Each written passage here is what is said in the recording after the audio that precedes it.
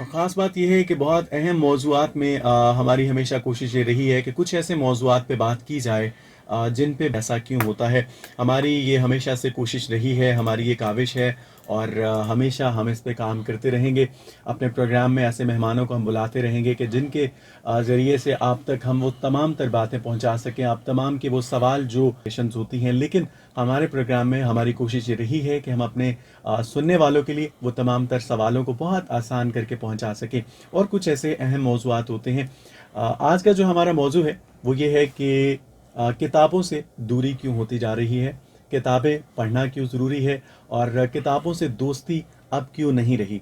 इस पे बात करने के लिए हमारे साथ मौजूद हैं मोटिवेशनल स्पीकर मोहम्मद उमर मसूद साहिब, जिन्हें मैं वेलकम भी करता हूँ। अस्सलाम वालेकुम सर। वालेकुम अस्सलाम। कैसे हैं आप? ठीक ठाक हैं? अल्हम्दुलिल्लाह सर, मैं ठीक ठाक हूँ। आप सुनाएं, आप खैरियत से जी हैं? अल्हम्दुलिल्लाह, बहुत शुक्रिया जी, आप प्रोग्राम में तशरीफ़ लाए। बहुत शुक्रिया और सर। आज का जो हमारा एक अहम मौजू है जिस पे आपको बुलाया, और मैं चाहूँगा कि हमारे सुनने वालों के लिए आप वो तमाम तर ज़रूरी बातें हम उन तक पहुँचा सकें जो वो शायद उनके लिए सुनना बहुत ज़रूरी था।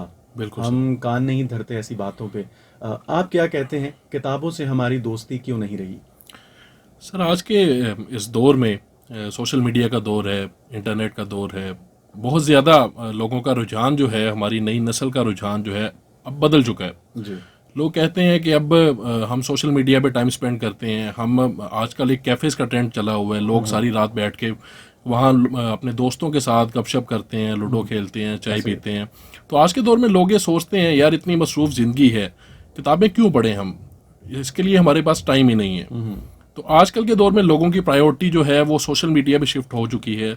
बजाय इसके कि वो किताब पे टाइम स्पेंड करें, किताब लेके बैठें तन्हाई में और उसे पढ़ा जाए, वो कहते हैं यार हम इट्स ओके, हम सोशल मीडिया पे जो है वो देख लेते हैं, ब्लॉग्स पढ़ लेते हैं, ऑनलाइन जितने भी आर्टिकल्स होते हैं वो पढ़ लेते हैं, हमें किताब पढ़ने की क्या ज़रूरत है। तो ये आज की हमारी एक नस्ल का जो अलमिया है वो इसी वजह से है कि उन्हें उनकी प्रायोरिटीज़ बदल गई हैं। लगता क्यों है आपको किताबें पढ़ना जो है वो ज़रूरी क्यों है?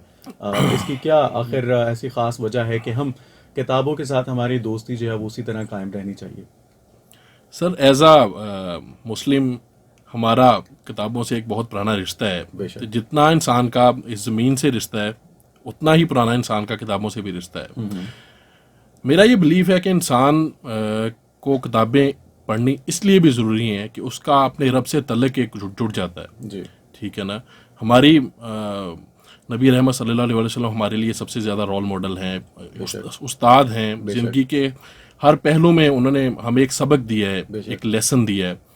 तो उन पे जब वही आई और हमारा जो दीन जहाँ से नबूवत का सिलसिला शुरू हुआ, वो पहला लफ्ज़ ही था, इकरा, जी जी। पढ़ो। तो वहाँ से मैं ये समझता हूँ कि हमें हुक्म दिया गया कि हमें जानना है, हमें खुद को जानना है, हमें खुदा को जानना है। तो इंसान अपनी तलाश से खुदा की तलाश तक जब उसी वक़्त ही पहुँचता है जब उसे इल्म होता है, जब वो शऊर की मनाजिल को तय करता है, जब वो ये जानता है कि मुझ में क्या खूबियाँ हैं, क्या खामियाँ हैं। उन खूबियों और खामियों का सफ़र तय करते करते ही वो शऊर के मनाजिल तय करता है और खुदा की तलाश तक पहुँच जाता है। तो किताबों की अहमियत इसलिए भी ज़रूरी है कि इंसान का खुदा से एक तल्लुक़ जुड़ता है। उसके लिए सबसे बेहतरीन किताब जो हमें दी गई है वो कुरान पाक है। उसे पढ़ा जाए, उसे जाना जाए। अब उसे जानने के लिए भी हमें एक उस्ताद की ज़रूरत होती है, एक रहनुमा की ज़रूरत होती है। ज़ाहिर बात है, इंसान इस दुनिया में आता है, इस दुनिया में वो सीखता है, वो पढ़ता है, वो तलीम हासिल करता है। डिफरेंट मराहिल को तय करते करते वो इस लेवल पे आता है कि वो कुरान पाक जो एक इतनी बड़ी इल्हामी किताब है उसके बारे में जान सके कि आखिर हमारे लिए क्या सबक है इसमें, हमने ज़िंदगी गुजारनी है तो किन SOPs को फॉलो करते हुए गुजारनी है। तो इंसान न देखता है, जब वो पढ़ता है वो ये जानता जाता है कि वो कितना नहीं जानता। कौल वासिफ अली वासी वो कहते हैं कि इल्म दरअसल अपनी लाइल्मी का नाम है। जैसे जैसे इंसान इल्म के मनाजिल तय करता है वो उसे ये गुमान होने लगता है कि वो नहीं जानता, बहुत ज़्यादा उसे नहीं जानता। वो ये देखता है कि मैं कितना ज़्यादा जहालत में डूबा हुआ था और कितना ज़्यादा पहले से खुद को बेहतर करता जा रहा हूँ। उसके अलावा तलीम की इस दुनिया में आपको एक दूसरे से आज के दौर में जितना कंपटीशन हो रहा है, आगे निकलने के लिए अपना एक्सपोजर बढ़ाना पड़ता है, अपनी ज़िंदगी में इल्म को बढ़ाना पड़ता है। उसके लिए आपको डिफरेंट तरह की स्किल्स सीखनी पड़ती हैं। तो स्किल्स के लिए आज के इस दौर में अब अगर आपके पास उस्ताद मुयस्सर नहीं है तो एक बंदा जिसने अपना 40 या 50 साल एक फील्ड को दिए हैं और वो एक किताब लिख रहा है और वो किताब आपको 400-500 रुपए में मुयसर है, तो हम उसे क्यों ना पढ़ें, उससे क्यों ना सीखें, उससे क्यों ना हम लेसन लिए जाएं। एक्चुअली लम्हा फिक्रिया पता क्या, हम लोग थोड़े ना इस मामले में आके एंटरप्रेन्योरशिप के हवाले से देखिए, अगर हम किताबों का चुनाव करते हैं उस लिहाज से अगर हम देखते हैं, हम अपनी फील्ड के हवाले से प्रोफेशन को स्ट्रॉन्ग करने के लिए या आगे बढ़ने की खातिर हम वो किताबें तो पढ़ रहे हैं, लेकिन साथ ही साथ जो तरबियत जो है ये बहुत ज़रूरी है। और बिल्कुल कुछ सर। किताबें ऐसी हैं जो कुछ नहीं बल्कि बहुत सी किताबें इसलिए कहूँगा क्योंकि कुछ किताबों में मैं ये क्यों कह दूं कि जो सिर्फ मैंने पढ़ी हैं शायद वही सिर्फ किताबें थी, या वही बिल्कुल पढ़ सर। लेने से ज़िंदगी के मकसद को आप समझ पाते नहीं। बहुत सारी ऐसी किताबें हैं। अच्छा, लेकिन होता यह है कि समझना ये पड़ता है, सोचना ये पड़ता है कि मुझे कैसे पता चले कि मेरा ये जो रहनुमा है, ये जिससे मैं रहनुमाई हासिल करने जा रहा हूँ, ये इस काबिल है कि मुझे इससे कुछ मिल सकेगा। तो कहीं ना कहीं आप इस सोच में भी होते हैं, क्या बिल्कुल कहना है? ऐसे सर, ऐसे ही है कि इंसान देख रहा होता है कि मेरे लिए कौन से मेंटोर्स हैं जो सही हैं और कौन से हैं मैं मेंटोर बनाना चाहता हूं तो किसे बनाऊं। इंसान सोचता है या हमें मेंटोर्स नहीं मिलते हैं, बिल्कुल। ये भी एक बहुत बड़ा सवाल है कि लोगों को सही उस्ताद की रहनुमाई नहीं मिल रही है आजकल। तो इसके लिए सबसे बड़ा सर मैं जो समझता हूं कि इंसान की अपनी तलब और अपनी तड़प का हाथ है कि तलब जो है इंसान को कुएं तक पहुंचा देती है। एक जुमला बोला जाता है कि भाई पानी तलाश मत कर, प्यास पैदा कर। सो इंसान की जो प्यास है वो उसे खुद ब खुद कहीं ना कहीं कुएं तक पहुंचा देती है। ऐसा ही है। तलब सच्ची है, तड़प सच्ची है, तो अल्लाह खुद ब खुद रास्ते बनाने लग जाता है। बिल्कुल। आपकी ज़िंदगी में वो लोग खुद ब खुद आना शुरू हो जाते हैं जिनसे आपको रहनुमाई मिलना शुरू हो जाती है। तो इसके बारे में यही कहा जाता है कि भाई बकौल वासिफ अली वासिफ वो कहते हैं कि भाई एक सच्चा मुरीद झूठे पीर से भी रास्ता ले लेता है। वाह। तो अगर मुरीद की तलब सच्ची है, उसकी तड़प सच्ची है, तो वो किसी ना किसी तरह, किसी ना किसी, कहीं ना कहीं से लोगों से फ़ायदा उठाना शुरू कर लेता है। फिर उसकी ज़िंदगी में मेंटोर्स खुद ब खुद आना शुरू हो जाते हैं। तलब सच्ची है, ये पूरी कुदरत आपकी मदद के लिए आ जाती है। अल्लाह ताला खुद कहता है यार ये बंदा लगन से, तड़प से काम कर रहा है, जज्बे के साथ आगे बढ़ना चाहता है, तो मैं भी इसकी फिर मदद करूँ। बिल्कुल, इसमें बल्कि मुझे मौला अली अलैहिस्सलाम का कौल याद आता है। आप फरमाते हैं कि सवाल कर, सवाल कर। कल को जवाब देने के काबिल भी होगा। बिल्कुल ऐसे ही है तो सर। आज जो बच्चा वो कहते हैं कि सवाल करता है ना, वो कल को जवाब देने के जवाब काबिल भी देता होता है है। और सर। ये भी वही तलब का मामला है तलब का मामला है। कि मैं मुझे अगर मेरे अंदर ख्वाहिश है। अब देखिए, कुछ लोग, अगर हम आम जिंदगी की बात करें, अगर मैं सब्जी लेने गया हूँ तो मैं अगर घर से इरादा बना के गया हूँ कि मुझे फलां सब्जी लेनी है, लेकिन उसके साथ जो पड़ी मौजूद सब्जी है, मैं उसके अगर रेट्स जो हैं वो जानना शुरू कर देता हूँ, दैट मीन कि मैं आने वाले दिनों का हिसाब लगा रहा हूँ कि मुझे कल के लिए ये बना लेना चाहिए, फलां चीज़ कर लेनी चाहिए। इसी तरह आपकी तलब जो है वो बाकी, अगर हम अपनी ज़रूरियात ज़िंदगी को देखें तो छोटी छोटी चीज़ें जैसे जैसे हम हासिल करते चले जाते हैं। अगर मैं बाइक ख़रीदने की ख्वाहिश रखता हूँ तो उसके बाद मेरे अंदर एक ख्वाहिश जन्म लेगी कि मुझे, मेरे पास गाड़ी होनी चाहिए, लेकिन वहाँ तक रसाई कैसे मुमकिन हो, मैं फिर इसके चारा करने की कोशिश करूँगा। सो ये भी एक ऐसी बात है, इल्म जो है ख़ास तौर पे अगर आपकी अक्ल पे ये दस्तक दे दे तो मैं समझता हूँ कि फिर वो खिड़कियाँ खुलना शुरू हो शुरू हो जाती हैं। जाते हैं। और वही आप वाली बात कि फिर रहनुमा जो है वो खुद ही मिलना शुरू हो जाते हैं, और फिर आपको पता चल जाता है, आपको रास्तों का बिल्कुल इल्म हो ऐसे ही है। जाता है ना कि मुझे इस रास्ते पे जाऊँगा तो मुझे कुछ हासिल हो जाएगा। मैं आपसे पूछूंगा, किताबें पढ़ते हैं आप? सर मैं अल्हम्दुलिल्लाह, अल्लाह ताला का करम है कि अल्लाह ताला ने एक सीखने की तड़प दी हुई है। और वो तड़प कैसे पूरी करनी है, उससे उस्ताद मिल गए हैं, किताबें मिल जाती हैं, और डिफरेंट तरह के लोग आपकी ज़िंदगी में आते हैं जो डिफरेंट टॉपिक्स पे, डिफरेंट पहलुओं में ज़िंदगी के रहनुमाई करते हैं। तो मैं अल्हम्दुलिल्लाह पिछले 2-2.5 साल से रेगुलर रीडिंग कर रहा हूँ। अच्छा। रेगुलर किताबें पढ़ रहा हूँ। वाह, ये बड़ी मैं बल्कि खुशी के साथ साथ मैं हैरत भी कहूँगा कि हैरत की बात है कि जिस तरह ये एक दौर चल रहा है जी, कि दौरे हाजिर में की अगर हम बात करें तो लोग जो हैं वो उनसे दूरी होती जा रही है, किताबों से दूरी होती जा रही है। बल्कि मैं मेरे मामू हैं जी, और उन्होंने बाकायदा एक लाइब्रेरी सेट की हुई है और वो किताबें बहुत पढ़ते हैं। तो मुझे उस अहमियत का इल्म तब हुआ जब गांव में कोई भी मसला होता है तो कहा ये जाता है कि आओ नंबरदार साहब को चल दें तो पूछ बिल्कुल लेने हैं। बिल्कुल सर। तो मुझे तब जाके एहसास हुआ कि हाँ, किताबों में असर है, असर है सर, रखती हैं बिल्कुल असर, है। और आपकी ज़िंदगी को आसान बनाती है, बल्कि आसान के साथ साथ आपका नाम पैदा करती नाम है। पैदा करते हैं अच्छा, सर। कोई ऐसी किताब जो आपने बार बार पढ़ी हो, 1 से 2 दफ़ा, 2 से 4 दफ़ा, क्योंकि कुछ ऐसी होती है ना, लगाव हो जाता है, जी दोस्ती सर। हो जाती है, यार मैं फिर से पढ़ता हूँ इसे। सो कोई ऐसी किताब, और ये बताइए कि अभी अभी की जो आप कहते हैं कि आपकी गहरी दोस्ती है किताबों से, तो अभी जो किताब जो आखिर में अभी इन दिनों आप कौन सी किताब पढ़ी जा रही है? अच्छा सर, किताब, बहुत सी किताबें ऐसी हैं जिन्होंने मुझे इंस्पायर किया, और बहुत सी ऐसी किताबें हैं जिन्होंने मुझे बहुत कुछ सिखाया, मेरी ज़िंदगी के बहुत से पहलुओं में मुझे रहनुमाई की। लेकिन सबसे बड़ी किताब और जिस टॉपिक पे मैंने सबसे ज़्यादा पढ़ा है वो नबी रहमत सल्लल्लाहु अलैहि वसल्लम की सीरत मुबारक है। माशाल्लाह। और सीरत की अल्हम्दुलिल्लाह मैं 5 से 6 किताबें पढ़ चुका हूँ, और उनमें से ही कई किताबें ऐसी हैं जिन्हें मैंने 2 से 3 दफ़ा पढ़ा है। क्योंकि मेरे लिए किसी भी किताब को पढ़ने के लिए वो जज्बात नहीं होते जो नबी रहमत सल्लल्लाहु अलैहि वसल्लम की सीरत मुबारक को पढ़ते हुए होते हैं। इवन कि मैं अगर शेयर करूं तो सीरत मुबारक की किताबों को मैंने सारी सारी रात जाके भी पढ़ा है। बाज़ दफ़ा वक्त का ख्याल ही नहीं रहता कि इंसान, पता चलता है कि भाई सुबह हो गई है और आप अभी तक किताब जो है वो पढ़ रहे हो।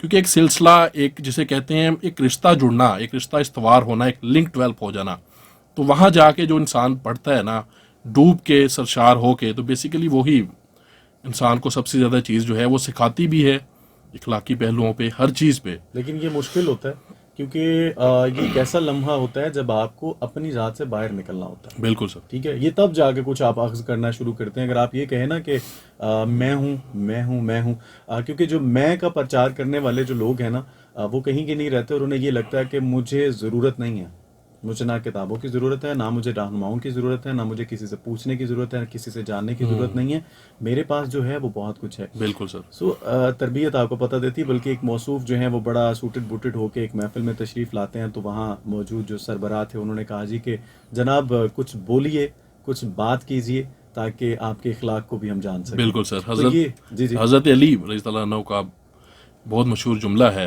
कहते हैं कि बात करो ताकि तुम पहचाने जाओ। वाह जी वाह। कि इंसान अपनी जुबान के पर्दे के पीछे छुपा होता है, वो बात करता है तो पता चलता है कि वो अंदर से कैसा है, उसका इखलाक कैसा है, बिल्कुल ऐसे उसका किरदार कैसा है। बिल्कुल तो ये लोग हैं जो हमें ज़िंदगी में रहनुमाई देते हैं। नबी रहमत सल्लल्लाहु अलैहि वसल्लम की अहादीस मुबारक ज़िंदगी में हर पहलुओं में हमारी रहनुमाई करती हैं। बेशक। अब एक हदीस हम देखें, वो कहते हैं कि भाई बंदों से मोहब्बत जो है ये आधी अकल है, ठीक है ना, और उन्हीं की हदीस मुबारक है कि आधा इल्म जो है सवाल में है। वाह जी वाह, वाह जी वाह। और वाकई में आप एक सवाल से बहुत से सवाल जन्म लेते हैं, बहुत से सवाल कभी जन्म भी आप लेते हैं आजमा के देखिएगा, आप कभी वो महफिल जो है वो खत्म नहीं होती, वो उस बढ़ती चली जाती है, उसके वक्त का इल्म नहीं होता, और कहने वाले को, बताने वाले को या सुनने वाले को ये कहना पड़ता है कि नहीं भाई वक्त कम पड़ गया। बिल्कुल ऐसे ही है सर। फिर बात करेंगे इस टॉपिक, तो ऐसा हो जाता हो जाता है जी। तो जी कुछ सर, यही बात है कि मेरी जिंदगी में बहुत सी किताबें ऐसी आई हैं जो सवाल जन्म, मेरे अंदर सवाल उठा है तो मैंने ढूंढा है कि सवाल का जवाब मुझे किसी उस्ताद से मिल सकता है, मुझे किसी किताब से मिल सकता है, या कहीं जाके किसी लेक्चर से मिल सकता है। तो सवाल अंदर उठे तो फिर इंसान, कुदरत जो है उसके जवाब के लिए रास्ते बनाना शुरू करती है ना। अगर सवाल सच्चा नहीं है, वो सवाल जो आपको खुद मुतासर नहीं कर सकता, आपके अंदर उसके जवाब की तड़प नहीं उठा सकता, तो उसका जवाब भी आपको नहीं मिलेगा फिर। ऐसी है, बिल्कुल ऐसे ही है। खैर, जो लाइब्रेरियां हैं उनको सजना चाहिए, वहाँ पे रौनकें बहाल होनी चाहिए। हम इस टॉपिक पे बात कर रहे हैं जी, और किताबें जो हैं उससे दोस्ती क्यों ज़रूरी है, दोस्ती होनी चाहिए, और ये दूरी की वजह क्या है, क्या सबब है इसका, इस पे हम बात करते जा रहे हैं। और इस पे आप लोग हमें मैसेजेस कर सकते हैं, कॉल्स कर सकते हैं, आपके अगर कोई सवाल हैं या आप इस पे बात करना चाहते हैं, 0334 19 66 966 पे आप लोगों के पैगाम मौसूल हो रहे हैं, और लाइव कॉल भी आप लोग कर सकते हैं। साथ ही साथ हमारे फेसबुक ऑफिशियल पेज को भी आप ज्वाइन कर सकते हैं, टफियंस FM 96.6 टाइप कीजिए, और हमारे यूट्यूब चैनल के लिए रेडियो टफियंस FM 96.6 टाइप कीजिए। शामिल करते हैं एक ट्रैक, इसके बाद जब वापस आएंगे तो बहुत सी बातें भी बाकी हैं। और जी एक दफ़ा फिर खुश आमदीद कहते हैं आपको प्रोग्रेसिव पाकिस्तान में। आप तमाम का बहुत बहुत बहुत शुक्रिया। आज हम बात कर रहे हैं जी किताबों से दूरी के ऊपर, कि किताबों से दूरी क्यों बढ़ती जा रही है, क्यों हम अहमियत नहीं देते हैं किताबों को। हालांकि किताबें जो हैं वो बहुत ही अहम किरदार अदा करती हैं हमारी ज़िंदगियों में, और इसके लिए हमने अपने प्रोग्राम में दावत दी हुई है। मोहम्मद उमर मसूद साहब से हम बात कर रहे हैं, उन्हें दावत दी हुई है, और उनसे बहुत कुछ हमें जानने को, बहुत कुछ सीखने को मिल रहा है। जी, तो मैं ये बात कर रहा था कि उमर साहब अभी जो हम ट्रैक ब्रेक पे थे, तो हम बात कर रहे थे कि किताबों को आपने अक्सर देखा होगा कि यूं ही ज़मीन पे रखा हुआ है, वहीं उनके स्टॉल्स लगे हुए हैं। तो दूरी तो दूर की बात रही, लेकिन ऐसा क्यों है कि हम उसकी अहमियत को भी नहीं जान पाते हैं, या हम इतनी, या नफ़रत आ गई हमारे अंदर, या उसकी अहमियत नहीं रही। आखिर क्या वजह है, इसका पहलू क्या है कि क्यों कर हम किताबों को ज़मीन पे सजा के बैठे हुए हैं? सर बहुत अच्छा सवाल है आपका। ये बहुत अफसोस होता है देख के कि चाहे यहाँ फैसलाबाद कामीपुर बाज़ार हो या लाहौर का उर्दू बाज़ार हो या और कई ऐसे पॉइंट्स हैं जहाँ देखने को मिलता है कि किताबें सड़कों पे सजाई गई हैं और बाकायदा एक दिन मखसूस किया जाता है कि आप आके किताब खरीद सकते हैं। जी जी। सर इसमें मेरा सबसे बड़ा अलमिया जो लगता है वो ये है कि जो बंदा किताबें बेच रहा है उसे भी दरअसल नहीं पता कि किताब किस बारे में है, इसका एहतराम क्या है, उसने खुद कभी नहीं पढ़ी होती है। ऐसे ही है। और कहीं ना कहीं हमारा भी माइंडसेट क्या वो एहतराम वाला नहीं रहा कि जिस एहतराम से लोग किताबों को पहले देखते थे, जानते थे और पढ़ते थे, उस एहतराम से अब किताबों को नहीं देखा जाता है। ऐसे ही है। हमारे यहाँ सितम ये हुआ कि जूतियाँ जो हैं वो कबर्ड्स में आ गई हैं, शीशों की कबर्ड्स में आ गई हैं और ऐसे ही है। किताबें बड़ा- जो हैं वो सड़कों पे आ गई हैं। बड़ा उन्हें अच्छे से डिस्प्ले किया जाता है और लेकिन किताबें जो है वो सड़कों पे पड़ी हैं। और लोग यही इसके बारे में मेम्स भी बनाते हैं कि भाई अगर किताबें जो हैं वो सड़कों पे और जूतियां जो है कबर्ड्स में आ जाएं तो उस कौम को फिर जूतियों की ही ज़रूरत होती है। ऐसे ही है। तो ये असल में इसके बारे में कहा जाता है, लेकिन बहुत बड़ी सितम की बात है कि हमने इल्म को इस कदर की निगाह से देखा ही नहीं कि जिस किताब से हमें इल्म मिलना है, तो अल्लाह भी इल्म ऐसे लोगों को नहीं देता कि जो उसकी कदर करना नहीं जानते हैं, उसको इज्जत की निगाह से देखना नहीं जानते हैं। ऐसे ही है।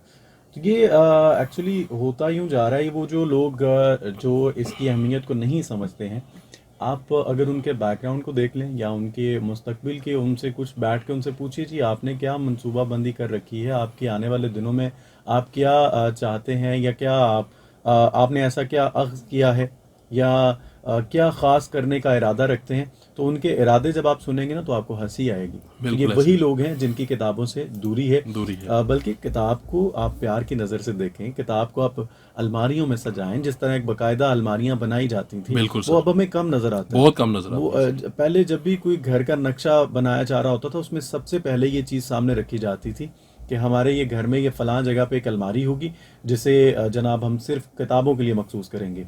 लेकिन आज वहाँ पे तरह तरह के शो पीसेस पड़े हैं, बिल्कुल वहाँ ऐसे ही तरह तरह के खिलौने पड़े हैं, लेकिन नहीं है तो किताब नहीं किताब है, नहीं है। जिसने इंसान को पहचान दी, जिसने इंसान को बोलना सिखाया, जिसने उसकी शख्सियत को निखारा, जिसने 4 लोगों में उसकी पहचान कराई, वही किताब अब हमारे घरों से दूर जाती हमें नजर आ रही है।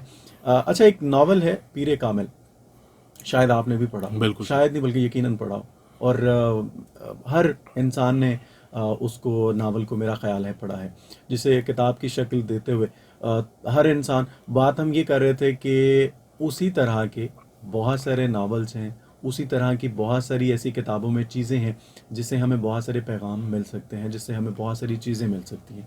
अब मैं अगर सारा दिन बैठा हुआ अपने स्मार्टफोन पे गेम्स खेलता रहूँगा या मैं फेसबुक देखता रहूँगा, तो मुझे मेरा ख्याल है वो चीज़ें नहीं मिलेंगी जो मुझे किताबें देती हैं। बिल्कुल सर। क्या बिल्कुल। ख्याल है? ऐसे ही है सर, बिल्कुल ऐसे ही है। तो आप इस बारे में क्या कहते हैं उन लोगों के लिए जो सारा सारा दिन मोबाइल के साथ लगे रहते हैं, अपने कंप्यूटर के सामने बैठे हैं, लैपटॉप के सामने बैठे हैं, तो क्या कहेंगे कि आखिर ज़्यादा ना सही, पूरा दिन ना सही, कुछ लम्हे तो मखसूस करें किताब के लिए? सर यही वजह है कि हमारी कौम में जो है अदम बर्दाश्त बहुत ज़्यादा बढ़ता जा रहा है। एक कह लें कि लोगों का माइंडसेट बहुत नेगेटिव होता जा रहा है। इसकी बेसिक वजह यही है कि हम अपनी असल से बहुत ज़्यादा दूर होते जा रहे हैं। सही। सोशल मीडिया ने बहुत ज़्यादा ये जुल्म किया है हमारे पे कि यहाँ की आज की नई नस्ल टिकटॉक पे और पबजी जैसी ऐप्स पे अपनी जो है वक्त को ज़ाया कर रही है, बर्बाद कर रही है। बेशक। बहुत अफसोस से कहना पड़ता है कि यहाँ पिछले दिनों एक वीडियो देखी जा रही थी कि कायदे आज़म के मज़ार पे एक जो है औरत टिकटॉक बना रही है और बाद में वो कब्रिस्तान पे कब्र पे बैठ के जो है वो डांस किया जा रहा है। तो ये जहालत की सर एक शक्ल है। ऐसा ही है। ऐसी जो चीज़ें हैं जिनमें किसी खास मुकद्दस जगह का एहतराम नहीं है। अपने लीडर्स की पहचान से बहुत ज़्यादा हम दूर हो गए हैं कि वो लीडर्स जिन्होंने दिन रात एक करके हमें पाकिस्तान दिया, आज देखें जाके क्या जुल्म हो रहे हैं इंडिया पे मुसलमानों पे और कैसे कैसे सितम कश्मीरियों पे ढाए जा रहे हैं। तो बजाय इसके कि हम उनको जाने पहचाने, देखें कि उनका विजन क्या था, उन्होंने हमें क्या मैसेज दिया, वो कौन लीडर्स थे, कौन लोग थे जिन्होंने अपनी दिन रात अपनी सेहत की परवाह किए बगैर इस मुल्क के लिए काम किया। ठीक है ना, जिनका विजन ये था कि वो बंदा टॉप का वकील भी होके छोड़ के पाकिस्तान बना देता है। तो हमें पता नहीं है वो कौन लोग हैं। हमारा सितम ये है, आज तक हमने कोई किताब नहीं देखी होगी या पढ़ी होगी जो कायदे आज़म की बायोग्राफी हो, इल्लामा इकबाल की शायरी हो। हमें सिर्फ कोर्स बुक में 1-2 चैप्टर मिलते हैं और हमें सिर्फ उनकी बर्थ डेट और डेथ रेट के अलावा कुछ पता ही नहीं होता उनके बारे में। ऐसे ही। ये बहुत ज़्यादा सितम है कि सोशल मीडिया ने इतना ज़्यादा जो है अब सोशल मीडिया पे कई ऐसे शेर हमें देखने को मिलते हैं जो असल में इकबाल के हैं ही नहीं, उसके नाम से मंसूब करके किए जा रहे हैं। जाते हैं, बिल्कुल तो ये जहालत है कि हमें पता ना हो सही क्या है और गलत क्या है, हम्म। ये पहचान खत्म होती जा रही है। असल एक और चीज़ भी है यहाँ, ये भी लम्हा फिक्री है कि आप अपने अगर पूरे दिन की, अगर मैं अपने बुजुर्गों से पूछूं तो वो ये बताया करते हैं कि पूरे दिन में कोई ना कोई ऐसा मखसूस लम्हा घर में ज़रूर होता था जब सारे मिल बैठा करते थे, वहाँ बातें होती, वहाँ बताया ये जाता, और वहाँ ये अदम बर्दाश्त वाकई में कम हो गया कि बढ़ता जा रहा है कि पहले ये चीज़ नहीं थी, अब अदम बर्दाश्त इसलिए बढ़ता जा रहा है कि आप किसी को कुछ कह के तो देखें, नसीहत करके तो देखें, बिल्कुल ऐसे है आप सर, किसी से कह के तो देखें, यार तुमने आज कपड़े ठीक से नहीं पहने, बिल्कुल ये ऐसे है ढंग के सर, कपड़े नहीं पहने, तो ज़रा उसके जुमलों पे गौर कीजिएगा। बिल्कुल तो ऐसे है। इंसान डरता हुआ कहता भी नहीं है। तो मकसद ये है कि पहले ये चीज़ नहीं थी, पहले लोग सुनते थे, उस पे अमल किया जाता था, आप अपने बड़ों की सुनते थे। और अब जो सबसे बड़ी वजह वो यही स्मार्टफोन ही मुझे नज़र आते हैं कि मैंने सर पब्लिक प्लेसेस पे बहुत सारे लोगों को देखा है, बहुत सारी फैमिलीज़ को देखा है, बच्चे भी फ़ोन्स पे बिज़ी हैं, उनके पेरेंट्स भी फ़ोन्स पे बिज़ी हैं, और वो लगता ही नहीं है कि वो शायद बाहर खाना खाने आए हैं, यूँ लगता है कि शायद मजबूरन घर से बाहर निकले हैं, वो अपने कमरे से उकता गए थे, अपने घर से उकता गए थे, तो वो सिर्फ उस लम्हे को गुजारने के लिए, कुछ नया करने के लिए वो बाहर गए हैं। लेकिन नया भी हमें क्या नज़र आ रहा है कि घर में भी वो फ़ोन पे बिजी थे और वहाँ जाके भी वो वही चीज़ हमें नज़र आती है। तो ये जो गाइड करना, बताना, राह दिखाना, उन्हें इस्लाह करना, उनकी रहनुमाई करना, ये मेरा ख्याल है कि पेरेंट्स की जिम्मेदारी थी। सर आज के दौर में ये वैसे ही खत्म हो गया है ना। पुराने आज से पीछे चले जाएं आप 15-20 साल, जब सोशल मीडिया इतना आम नहीं था, हम भी जाते रहे अपने गांव में, वहाँ देखते थे कि बाकायदा जैसे पंचायत होती है, लोग बैठते थे, आपस में डिस्कस करते थे, एक दूसरे के मसले मसाइल सुनते थे। बिल्कुल ऐसे। सर आजकल डिप्रेशन और एंग्जाइटी बनने की सबसे बड़ी वजह ये है कि इंसान के लिए इंसान के पास टाइम नहीं है, नहीं है। लोग एक दूसरे से दूर होते जा दुख रहे की हैं। बात यह है कि अब आप किसी को अपना दुख दर्द बताते हैं ना, बताते हैं, तो वो सुन तो लेता है लेकिन मजाक उड़ाता है। मजाक उड़ाता वो है, चाहे आपकी पीठ पीछे उड़ाया जाता है, लेकिन आपका मजाक बना लिया जाता है, और तरह तरह की बातें जो है वो आप पे बातें की जाती हैं, उंगलियां उठाई जाती हैं, और न जाने किन अलकाब से जो है आपको नवाजा जा रहा होता बिल्कुल है, ऐसे ही और आप उससे बेखबर होते हैं। तो ये लोगों में वो चीज़ अब कम होती जा रही है। मैं बिल्कुल, हम ये नहीं कहेंगे कि हम पूरी इंसानियत पे उंगली नहीं उठा रहे, लोग हैं अभी भी, बहुत सारे ऐसे लोग हैं जो लोगों की इस्लाह की खातिर, रहनुमाई की खातिर। और मैंने यहाँ तक देखा है कि मुझे एक वाक़या याद आता है जी, कि मैं अपने कॉलेज की अगर बात करूँ तो हमारे एक दोस्त ही हैं, मैं नाम मेंशन नहीं करूँगा, बिल्कुल उनकी जो है हमारे जो एक टीचर के साथ बहस होना शुरू हो गई। अच्छा, वो बदतमीजी तक उतर आया, लेकिन हमारे जो वो सर थे वो बिल्कुल खामोशी से उसकी सारी बातें सुनते रहे। लेकिन आखिर में उन्होंने जो भी नतीजा निकालते हुए एक बात जो है उसके सामने रखी। बहस एक अलग मौजू था। तो जाते हुए मैंने ज़रूर सर से पूछा, मैं कि सर आपसे, आपके साथ इतनी बदतमीजी कर रहा था, आप प्रिंसिपल साहब को बताएं, इसे आउट करवाएं, आप कॉलेज से निकलवा दें। उन्होंने कहा यार नहीं, मैं ऐसा नहीं कर सकता, इसे नहीं पता वक्ती तौर पे कि ये अपने साथ क्या कर रहा है, लेकिन मुझे पता है, और मुझे डर आता है, मुझे खौफ आता है कि हमारी जो नई नस्ल है उन्हें अपनी फिक्र नहीं है, बिल्कुल उन्हें ऐसे ये नहीं पता कि मैं जो काम कर रहा हूँ ना उसके मकसद का नहीं पता। बिल्कुल ऐसे ठीक है, अब आप देखिए, मुझे मेरा फ़ोन क्या दे सकता है, मुझे जो कुछ देंगी मेरे जो रहनुमा, या मेरे, मैं अगर किसी मुसीबत में हूँ तो मेरा फ़ोन बोलेगा कि यार तुम्हें अब ये कर लेना चाहिए? नहीं।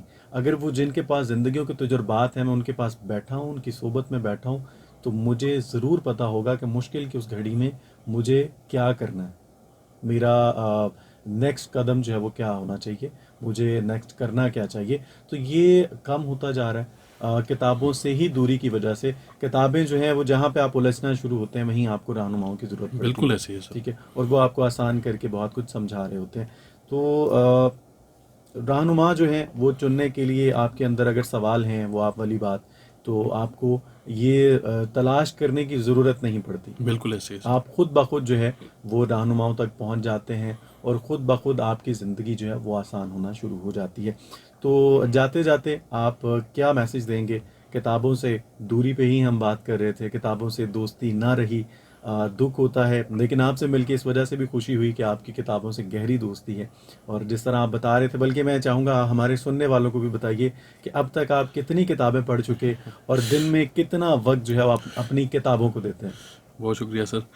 अच्छा सर, सबसे बड़ी बात तो यही है कि आज के इस दौर में हमारे लिए डेफिनेटली मेंटोर्स या टीचर्स तक शायद रसाई मुश्किल हो कि जो बड़े नाम हैं हमारे इस दौर के सूफिया हैं या इस दौर के जो बड़े नाम हैं उन तक शायद अगर आप नहीं पहुंच सकते कि वो दूसरे शहरों में रहते हैं, जी जी, तो कम से कम किताबों तक रसाई तो है ना हमारे। है बिल्कुल।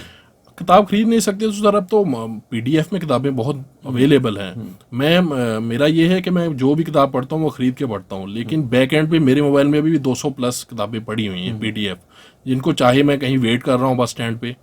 अब एक इंसान जो है, रिसर्च कहती है कि 7 साल एवरेज जो है वो इंतज़ार करते हुए गुजारता है अपनी ज़िंदगी में।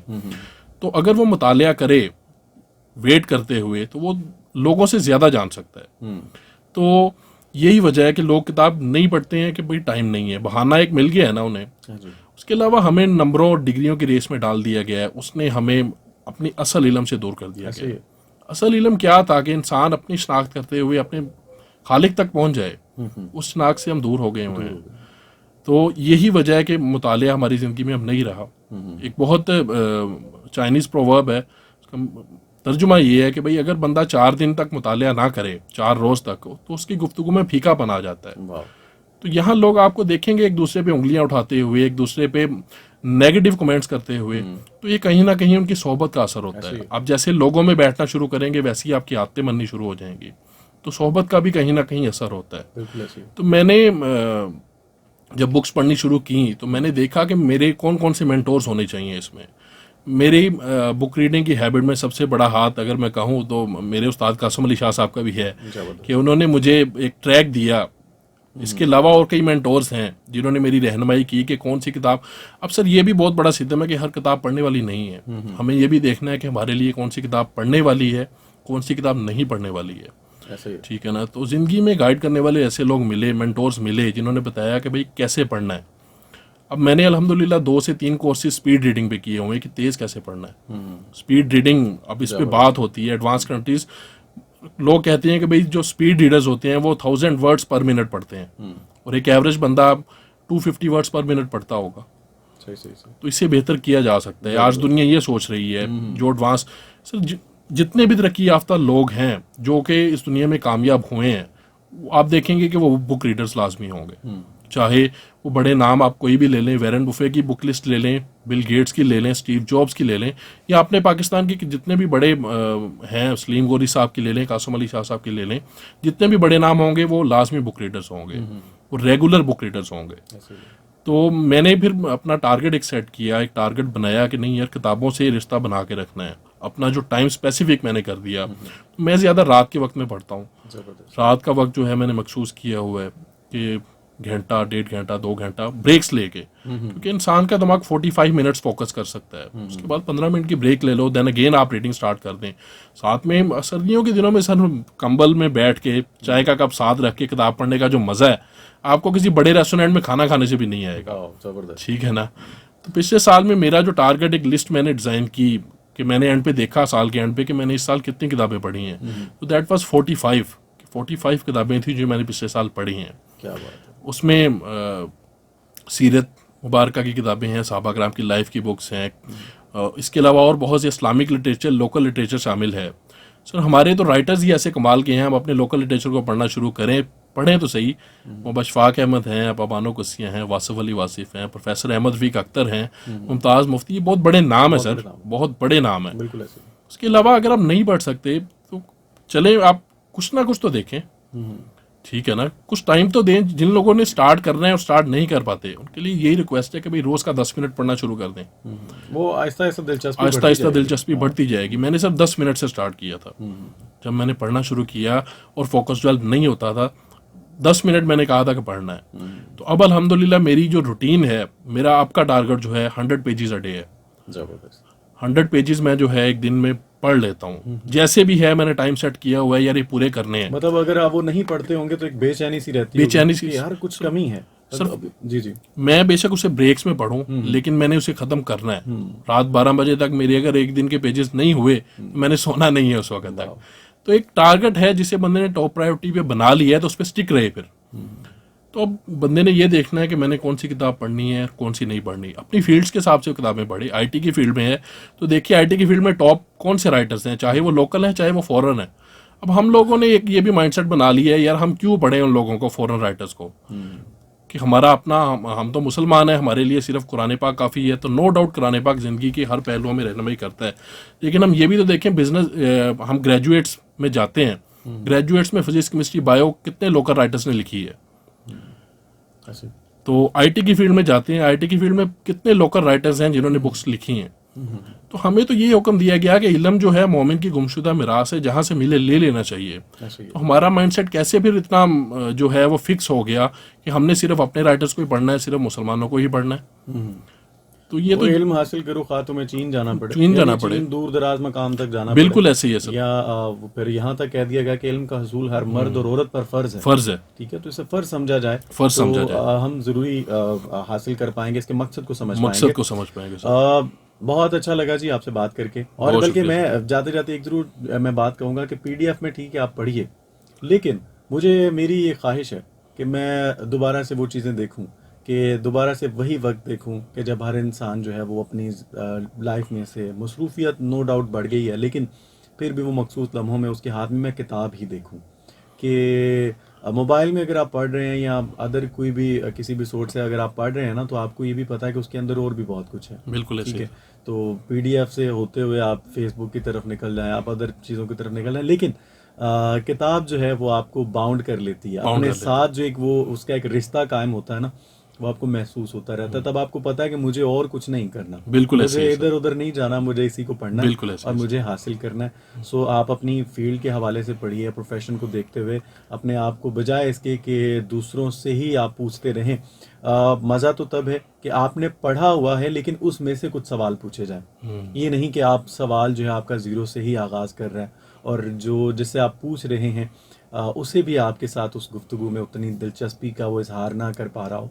कि आपको कुछ ना कुछ आइडिया तो होना चाहिए, और ये तभी होता है कि अगर आपके सवाल को अहमियत नहीं दी जा रही, दैट मीन कि आपने दिलचस्पी का इजहार नहीं कर रहे, शायद आप अगले इंसान को परख रहे हैं कि ये कितने पानी में है।